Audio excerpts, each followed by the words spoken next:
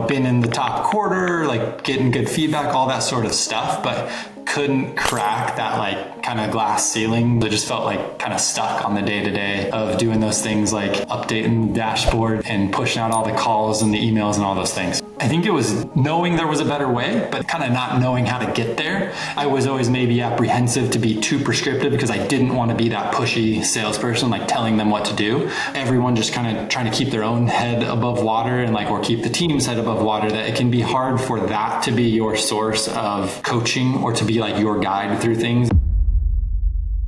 All right, Jason. So excited to talk with you because you closed your biggest deal ever, which was a 7-figure enterprise contract that pushed you from being around the 100K mark for past 5 years or so, straight to hitting over 400K this year. And I think there's a lot that people can learn and want to learn, but here's one thing that's really interesting to me, which you told me this was not really about like making more calls or doing more like outbound activity, but really completely flipping how you approach that customer journey. So before we dive into the really specific part, let's get that kind of 10,000 foot view, paint the picture. So what was it like kind of being at that 100K plateau, and when was that moment that you realized that you wanted something to fundamentally change? Yeah, I think my career had always gone decent, and been in the top quarter, like getting good feedback, all that sort of stuff, but couldn't crack that like kind of glass ceiling that it felt like. Where I knew there was another level you get to. You can see it with different people, and whether it's on LinkedIn or talking with you, Chris, and there's more there, but you don't necessarily have a guide always to get you there. And so it was hard to figure out how to make that shift until I started being really intentional about trying to improve some specific things I was doing, and doing things like working with you. Okay, so Jason, remind everybody what company you're at, and then what you sell, like who you sell to. Yeah, so I'm at a company called Vital.io. We're a patient experience and communication platform for hospitals and health systems. So really in the acute care setting, think about going to the emergency department or being admitted on an inpatient floor. We help with all that unease, that angst, those unanswered questions patients and family have kind of in that moment, that we always rely upon the care team to help us answer, but they're also doing 700 other things. And so we're a technology layer that sits in there and helps you as the patient or the family member kind of understand what the care experience is and get some of those unanswered questions, get you some insight into them so you know what you're going through. Yeah, well, that has to help. Having taken kids to the emergency room and then feeling like I'm constantly bugging the emergency room nurses, I can definitely see where this would be very, very useful and very welcome. So thanks for helping hospitals do that, because that's awesome. How long had you been at around that 100K mark in your career before we started working together? So it's like the last 5 years, it kind of been hitting this good level, having success, doing well, but not, kind of breaking through what I felt like what we were capable of. So it just felt kind of stuck on the day to day of doing those things like updating dashboards and pushing out all the calls and the emails and all those things. Yeah. So what were kind of the biggest frustrations that you were dealing with just day to day? I think it was knowing there was a better way, but not knowing how to get there, and then defaulting to everybody is comfortable with we'll just send the emails and hit this, do 100 calls or send 100 emails and hit these metrics, and this belief that if you hit these metrics, it will produce things and results for us. And it's okay, but that isn't always working. And there are times when you do it differently and you get a really positive result, but you're not quite sure how to make that different approach repeatable. And so figuring out how to do it in a way that's manageable and that actually gets you results, instead of just showing up and doing that grind over and over again, that it doesn't always feel like it's going to get you where you want to go. Yeah. Plus, and it's exhausting, especially exhausting to get then results you're not super happy with. I think a ton of AEs can identify with that. I think most of us at one point in our career have felt like that for sure. So, so that's one of the reasons I'm super excited to have the conversation with you today. And so for folks that are going to be watching this, we're going to break down exactly like how you landed this deal, but we're going to focus in specifically on 3 things that made a difference. So how you mapped that customer journey and how we talked about like the buying journey, right? Instead of a company sales process. And then you juggled a ton of stakeholders in this process, like a ton. Yeah. And you did that without losing control, and you kept them all like involved. And then most importantly, really how you taught them to buy rather than trying to convince them or being salesy. You were just leading them through a process that helped them make a good business decision. Yeah. Okay. So the first one, this kind of that stuck phase, like what, like the things that weren't working. So walk me through typical deal cycle before we started working together. What did that day-to-day kind of look like? So typical deal cycles is long. We sell to health systems and hospitals, but we're looking at 12 to 24 months to get a project off the ground. We would notoriously have really good initial conversations and even follow-up conversations from there, but a lot of things would kind of get stuck in that mid-funnel space because everybody loved what we did, but they're not quite sure how to articulate that internally to get a project greenlit because what we were bringing to the table was different. Like there wasn't a platform out there doing what we were doing in the hospital setting. And so it wasn't like they had budget allocated for this type of tool and we just had to go convince why our approach was better or that we could pull from a capital budget. Like we were really asking them to create a new line item of spend within their finances to go get a new product from a startup in health tech, where there, especially over the last handful of years, there's been an explosion of health tech companies and everybody can do a lot of different things. So being able to sift through like, hey, here's why our organization is different and the outcomes we've had with other clients and really get that so that you're not just seen as another health tech company showing up to the conversation. Right. And also not just something that's like, oh, this is really cool technology or, oh, this is a great, like nice to have. Being this, like you said, a line item, being something that's viewed as like a must have, like an Epic or like some sort of other like health tech, right? And a product that especially if they haven't had anything like that or haven't seen anything like that, they also don't have any metrics around that, right? Like how do you even quantify what this could do for you if you're not measuring anything like this now? And to that point, like patient experience to quantify can be a really squishy thing. It's one of those topics where like everybody can agree that when you go to the hospital, you want to have a positive experience and a good patient experience, but what that can mean a lot of different things. And does that equate, is just a good patient experience a good outcome? Or can you have maybe a frustrating experience and a bad outcome? Can you have a good outcome and a bad experience? Like how do you conflate all those things and help a health system articulate that to a value on this investment they've made or return on the investment and keep that at something that is tangible? Because what we've seen too is the finances have changed for the health system over the last handful of months. Like they start to look for places to cut. And if you can't quantify very cleanly why this makes an impact from a financial standpoint, you become a lot easier to cut. Yeah, and I think a ton of people can identify with being in industries where budgets are getting cut, looking for places that things can be slashed or reduced.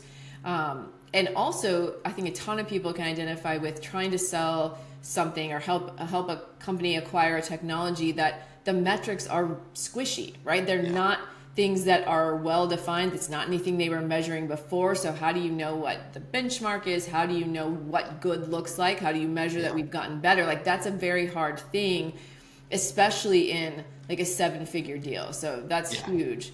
Okay, so what were the biggest frustrations that you were dealing with in your sales process?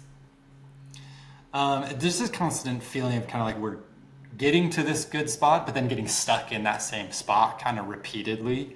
And especially as you get through these big organizations, feeling like you're introducing them to some of the cross-functional teams and you're coming as the person on the outside like, wait, no, I just pulled this person in or we got to talk to this person, and they have no idea. They've never spoken with that team before.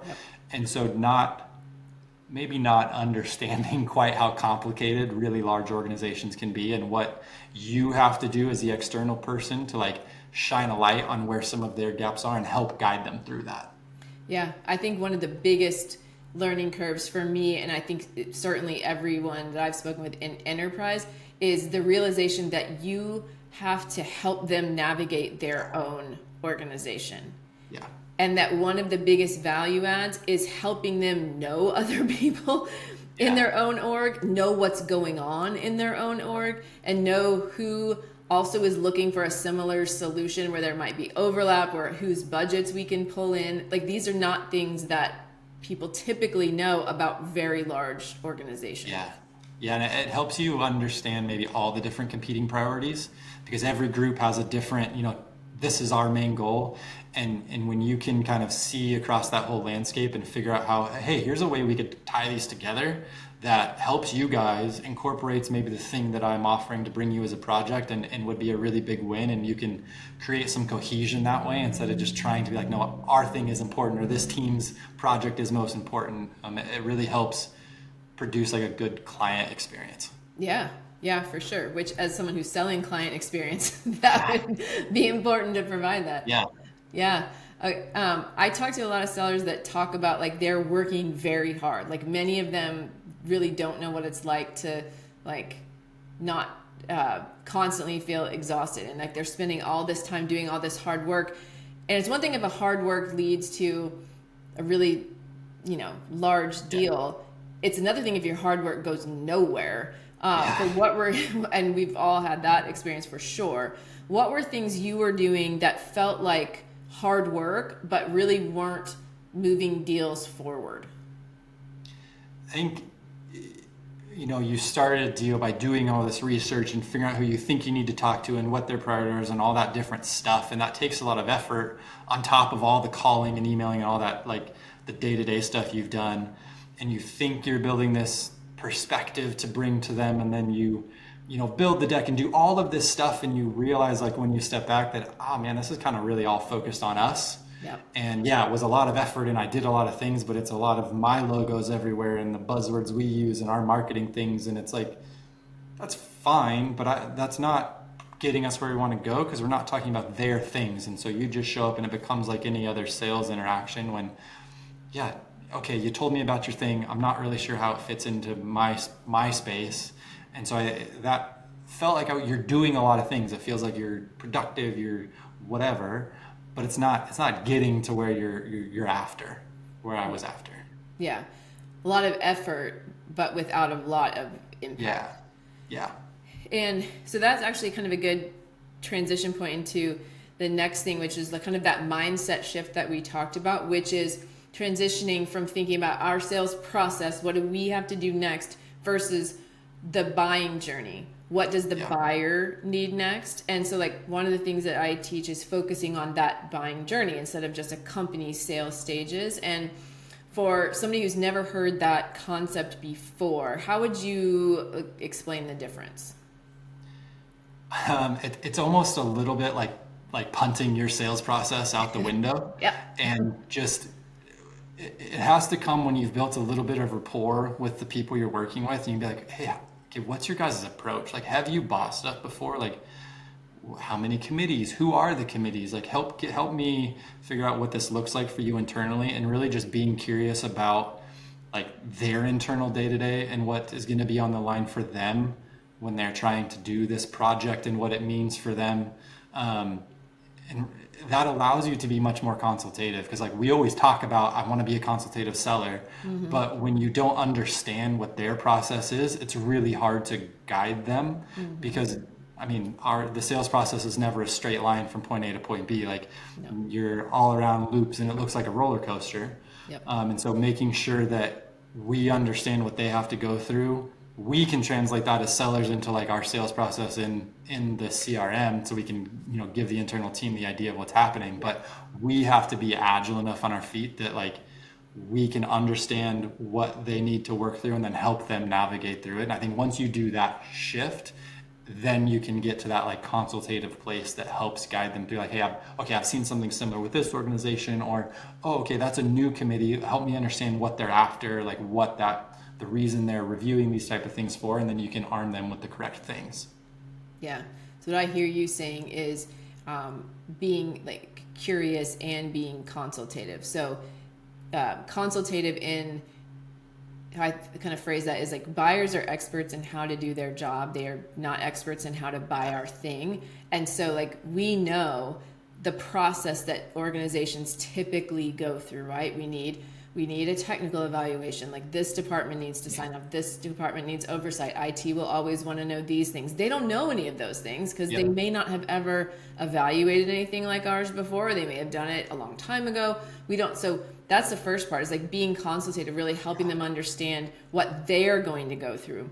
But then I love what you said about being curious, because as much as there is kind of a structure or a rhythm to it, every organization is different and they know their own organization, right? So you could say like, hey, typically this is what happens, but what's specific to you? And they might tell you, oh, our chief of staff has to look at everything before, the president's office will even look at it. And you're like, oh, well, that's new, right? So that combination of being consultative and curious, I know from working with you, like that definitely has served you really, really well. Yeah. I think that really got highlighted for me, like when I had to go through evaluating software, and, like to try and to bring in a tool, because then I was always maybe apprehensive to be too prescriptive because I didn't want to be that pushy salesperson, like telling them what to do. But then when I was on the other end of it, like you see a demo and like, oh, this is cool. And we get off the call and like, I don't know what to do next. Like, and we're a startup, like we're not a big company to navigate a bunch of things. And so having that experience and realizing like, okay, it can be really helpful to these people if I just help give them an idea of okay, we did this. Typically, this might be a good next step. Do you think that's reasonable? Because it's what I was looking for. Yeah. And I think you're right. I think that is a mental hang up for a lot of sellers where they're like, oh, I don't want to be pushy, right? Because that's the stereotype. The salespeople are pushy. And nobody wants to be that. I think one of the ways that it's helpful to flip the thinking is like if you've had a really good realtor, if you've bought a house or an apartment where the realtor is like, yes, you're selling you this thing, they're going to earn commission, but they're also acting as that expert kind of guide. Like, okay, well now we get it inspected and here's 3 inspection companies that I know of, and oh, this door that needs to be fixed, here's 3 handymen that I know of, right? Like we want to be guided. Like in that case, like the guidance is a real asset. And I think what's so important with that piece of it is like there's so many new stakeholders that get brought into the conversation. It's always kind of level setting and like, hey, where are you at? Like as you come into this conversation, what's your baseline for what we're doing, what we're talking about, what we're trying to achieve? Because it helps either how fast you need to bring them up to speed, or hey, I can skip that fluff because they're up to speed and we can get into it. And that also makes people feel seen and heard and understood. And so like you are just starting off on a really good foot when you start from that space. Right. Yeah. And that curiosity, that also doesn't give off that feeling of like, well, this is my stock presentation or here is my demo. It's really like, no, this is customized to you and your specific journey and your specific organization. So thinking back to that customer, mapping that buyer journey, how did thinking about mapping their buyer journey change the way that you approached this particular deal?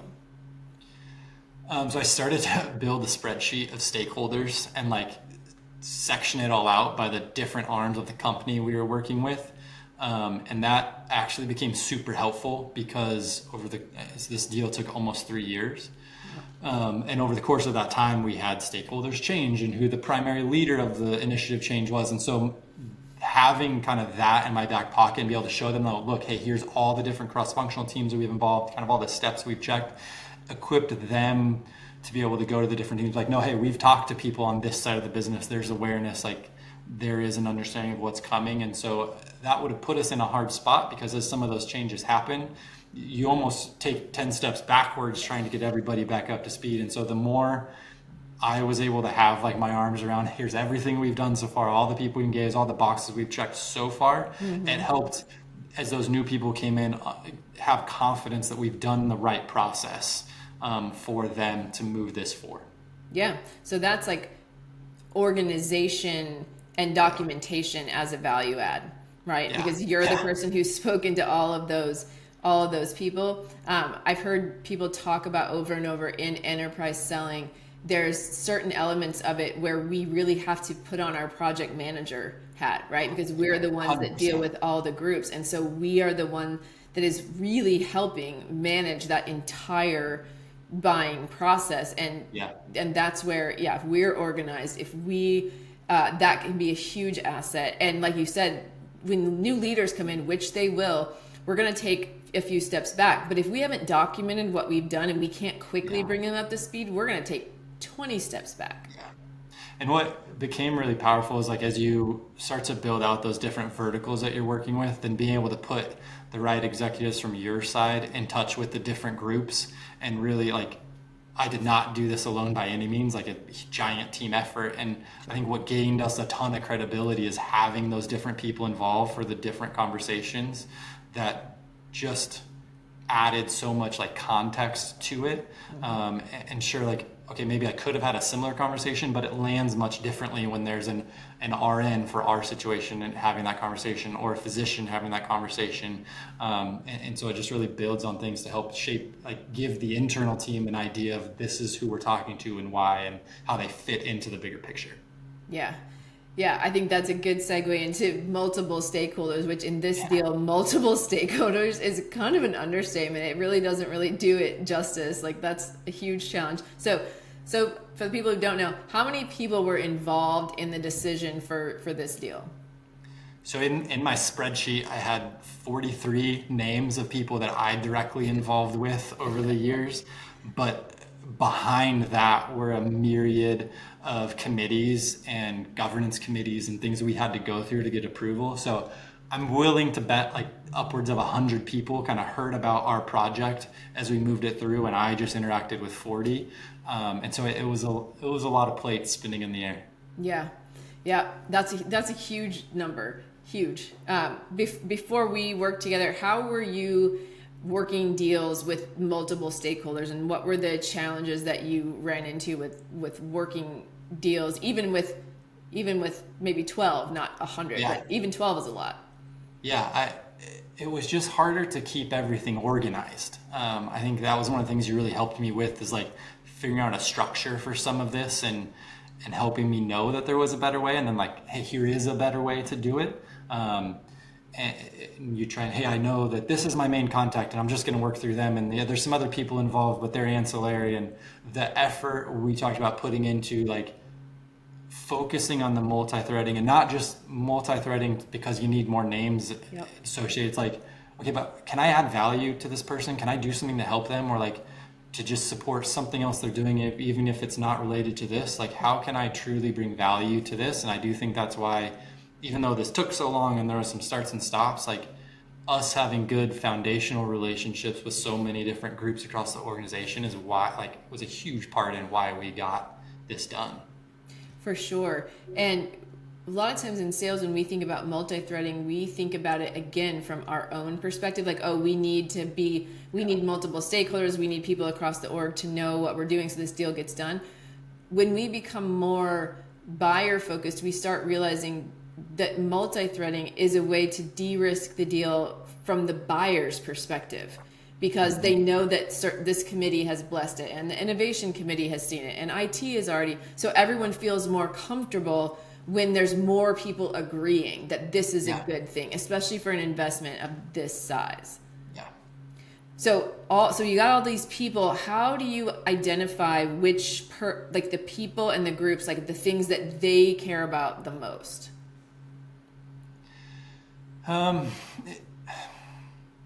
It was like, it goes back to the curiosity, I think, and like especially as new people get added to the mix, like trying to meet them where they are and understand like the perspective they're coming into the conversation with, and if they're in a different vertical, like, okay, what's that vertical focus on? Like, it's pretty common for us to really know what the emergency department is tuned into and focused on, or what the patient experience or customer experience organizations are focused on. But as you bring in IT, like there's a million competing resources for IT or for time with finance or whatever it might be. And so making sure we understand how we can speak in a way in front of those groups that attaches to something they already care about, instead of trying to have it be something that, hey, let me give you something new to care about on top of your 60 other things that I know this will end up at the bottom of your list. Yeah. And so just trying to like thread priorities together in a maybe a creative way sometimes, but in a way that helps everyone and not just like us pitching a product. Yeah. So sounds like kind of understanding the what's in it for me from each different perspective, and then almost tying those together like that sweet spot of that Venn diagram where all of the what's in it for me kind of joins in that one little sweet spot in the middle. And so much of that is hard to gain from like this remote setting sometimes. Like we're a remote first company, so we're doing everything virtually, and that's great, but there is such a benefit to like be getting off of this medium, and whether it's if you can get people to text or to just direct phone calls on your cell, or getting there in person, like spending the time on the plane like that, it makes such a difference because it gives you a different level of connection and trust with the people. Yes. And that like the amount of times I could text somebody when there was something that seemed weird going on, or it seemed like communication paused, and we could get an update that way that was like unofficial but still gave you had different routes to get updates. Yeah, so not only multi-threading but multi-channel, and it sounds like, and a big one especially for deals of this size is going in person, and like you said, that gives you the context and nuance that you could never get just in a virtual meeting. You understand instantly things about their culture and who's who and who has the power and who doesn't, and just by being in those rooms. 100%.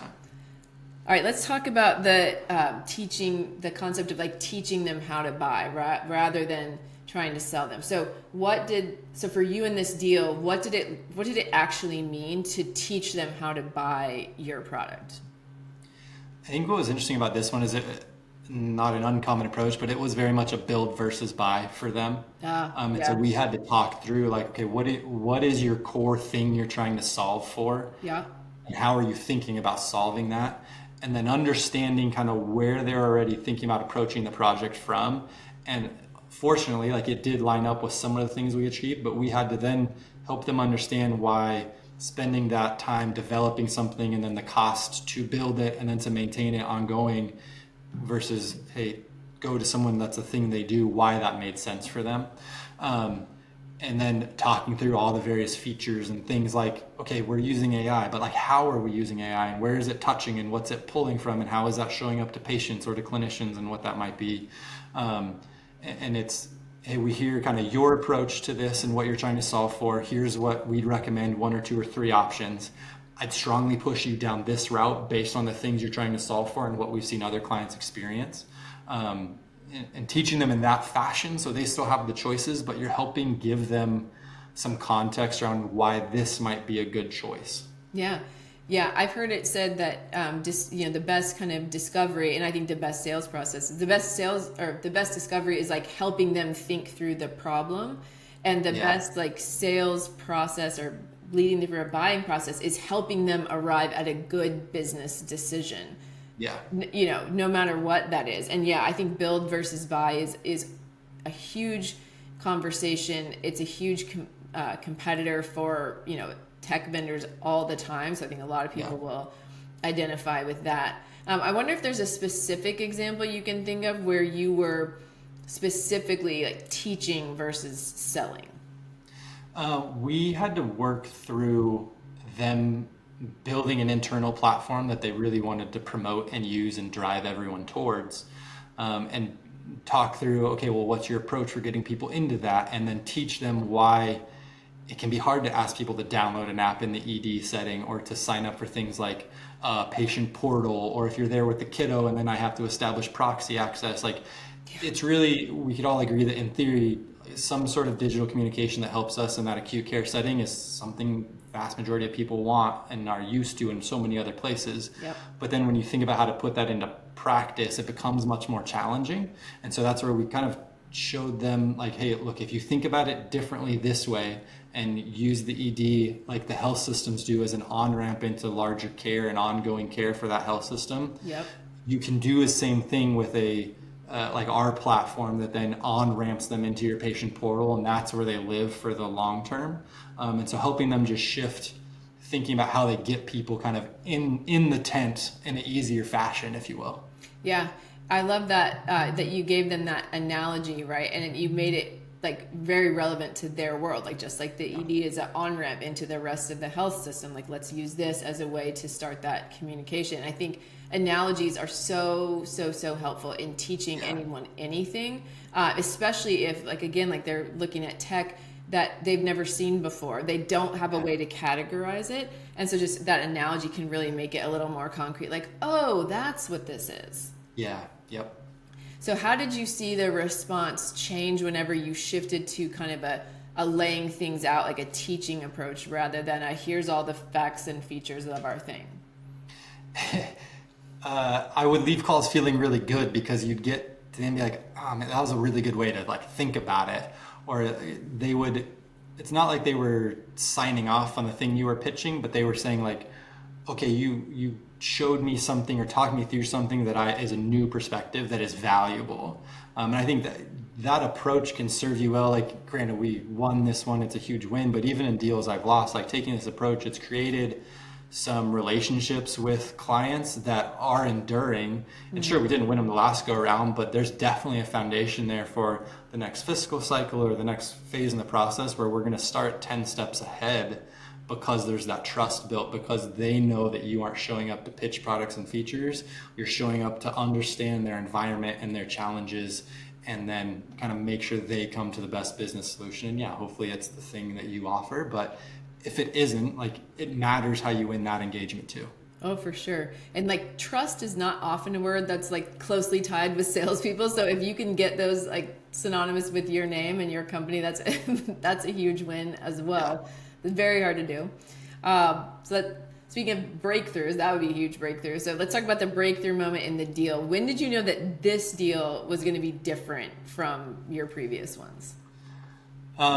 It was probably 6 months in when they told us on a call that they had a whole initiative that this was kind of living within, and it tied so perfectly to what we did. I was like, okay, we're just going to adopt that terminology and put it on everything that we do to interact with them so that it feels almost internal, so that we're supporting their thing because it aligns perfectly. Like, I remember vividly hearing their phrase and being like, coming away from that call, I'm like, this has to happen, because if we don't get this one to happen, like, this is a perfect fit. How are we going to do other ones that are a little bit more nuanced?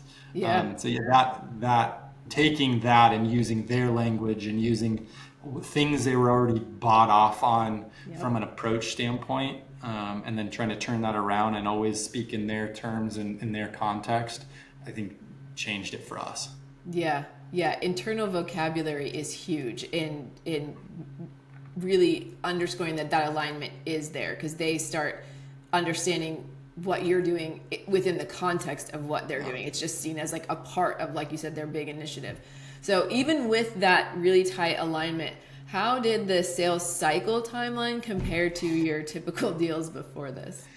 This one actually fell in line probably with our typical sales cycles, maybe even tended to be a bit longer. Yeah.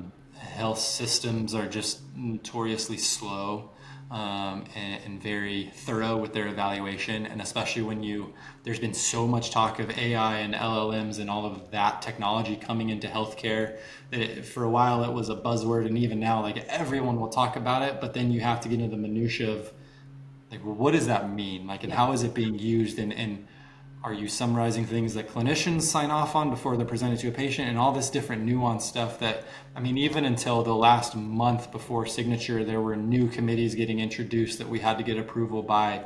And so it's not like we sped things up considerably, but it still let us like navigate all of that with some sanity. To know that we understood kind of what we were working through, so that when the curveballs came, and they inevitably did, we kind of had a plan for how to navigate them instead of just a freak out.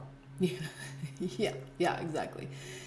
Like we talk about, and like I told you at the time, an enterprise, if it doesn't almost die like 3 times, you really can't even call it an enterprise deal. It doesn't even count.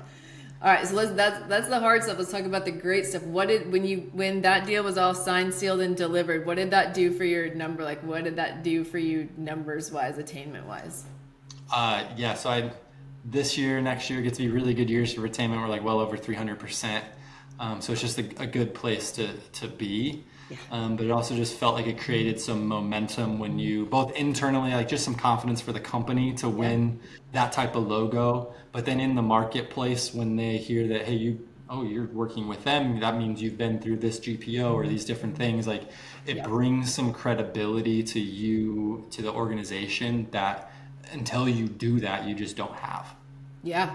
Yeah, absolutely. Huge for credibility and like name recognition. Yeah. And I also find that when we successfully handled those really large deals, it affects how we approach other deals in our pipeline. How did that approach affect the other deals that were already in your pipeline?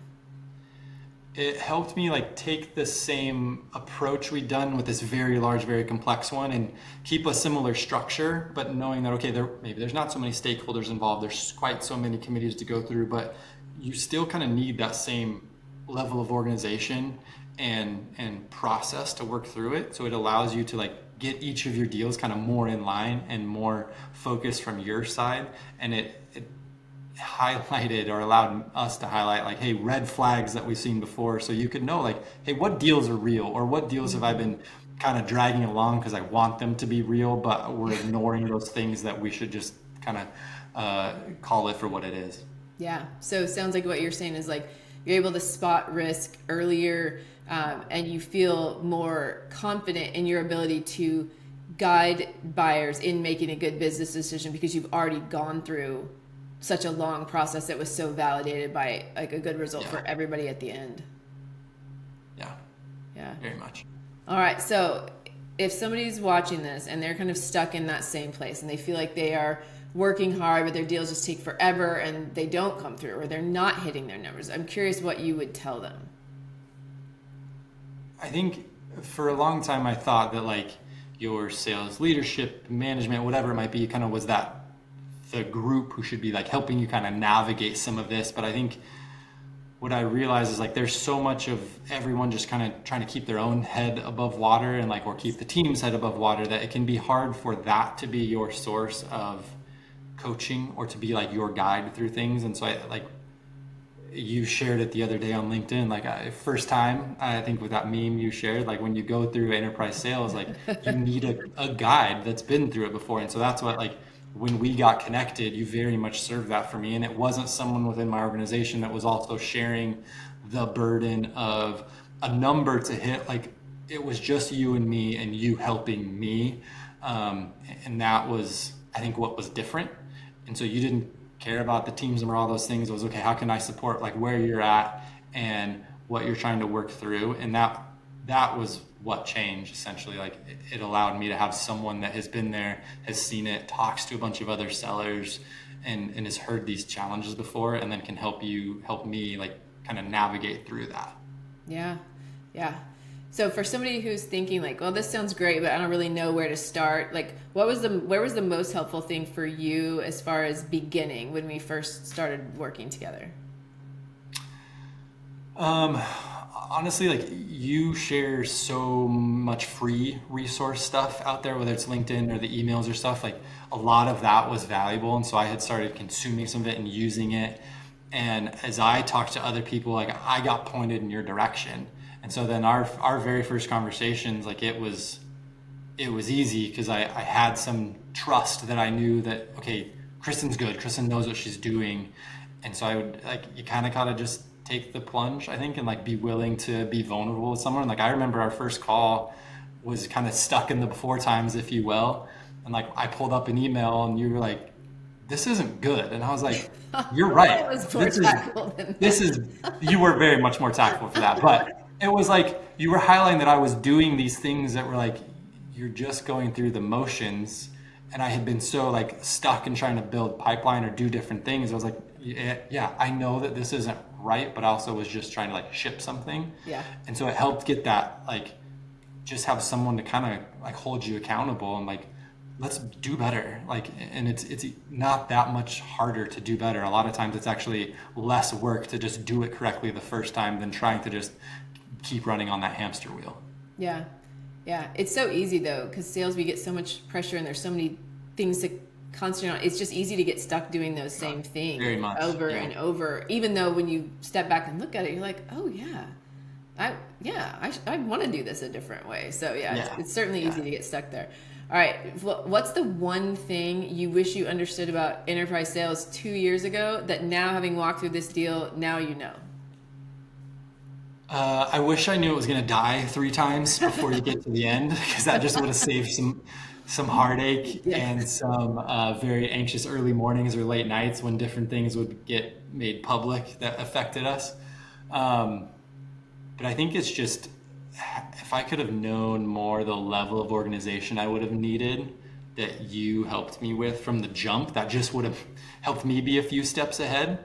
But really, like when we are able to keep things buttoned up, like we present so much better too, and kind of we can have more confidence walking in, that we kind of have our all of our ducks lined up and we know what we're going to talk through and we understand why we're there and the value we present. And so it just gave me a bunch more confidence to do that, and I think that's hugely beneficial.